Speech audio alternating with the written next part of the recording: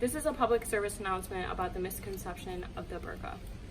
In the Quran, it states, "And tell the believing women to lower their eyes and to guard their private parts and to not display their adornment, except that which is visible thereof, and let them draw their kerchiefs over their breasts and not display their adornment except to their husbands, or their fathers, or their husbands' fathers, or their sons, or their husbands' sons, or their brothers, or their brothers' sons, or their sisters' sons, or their women, or those whom their right hand possesses, or male attendants free of desire, or children who are innocent of the private areas of women. Nor let them stamp their feet such that the ornaments they conceal become known, and repent unto God altogether, O believers, that haply you may prosper." This is a common misconception because in the previous verse it states something similar to men. "Tell the believing men to lower their eyes and guard their private parts. That is pure for them. Surely God is aware of whatsoever they do."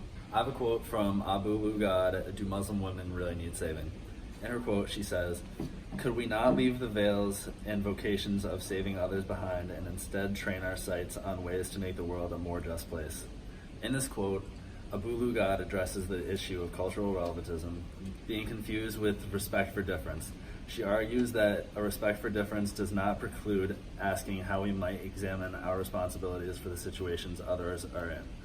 What she means by this is that we should not view cultural values as if they're from another world. Abu Lugad then suggests that if we seek to productively approach cultural values, we should ask how we might contribute to making the world a more just place. Non-Muslim and non-burqa wearing countries have been taking their own type of action against burqas, making them seem more oppressive than they actually are. Countries across Europe have wrestled with the issue of the Muslim veil in various forms such as the body covering burqa. The debate takes in religious freedom, female equality, secular traditions, and even fears of terrorism. The veil issue is part of a wider debate about multiculturalism in Europe, as many politicians argue that there needs to be greater efforts to assimilate ethnic and religious minorities. In 2011, France became the first European country to ban the burqa. At the time of legislation in 2011, there were 4.7 million Muslims in France, making up 7.4% of the population. As of July 2016, Muslims now account for 7.2% of the French population. Legislative documents supporting the ban reported that 1,900 Muslim women were wearing the face covering burqa in the country in 2011. It represents 0.04% of the French Muslim population and less than 0.003% of the general population of France. Since the ruling in France, other European countries have followed suit. Belgium also introduced a ban in 2011, as well as the Netherlands, who approved a partial ban in public spaces such as hospitals and schools in 2016.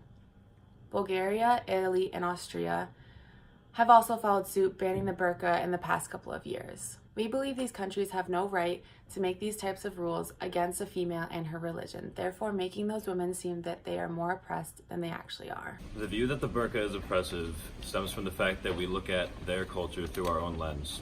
We should instead withhold judgments and be culturally relativistic. We cannot assume that Muslim women want the same things that we want for them. We can't assume that our way is the best. Even once liberated, not all Muslim women decided to ditch the burqa and stop wearing coverings. Instead, many still chose to wear it as a symbol and an expression of their faith. It is also a cultural norm that they have lived with for many, many years. It's normal to them. For many here in America, it is also a way to stay in touch with their faith when physically far away from the Islamic Holy Lands. Instead of focusing on what we perceive as a problem for women that actually is not one, instead we should focus on trying to increase our understanding and trying to bridge the gaps between people.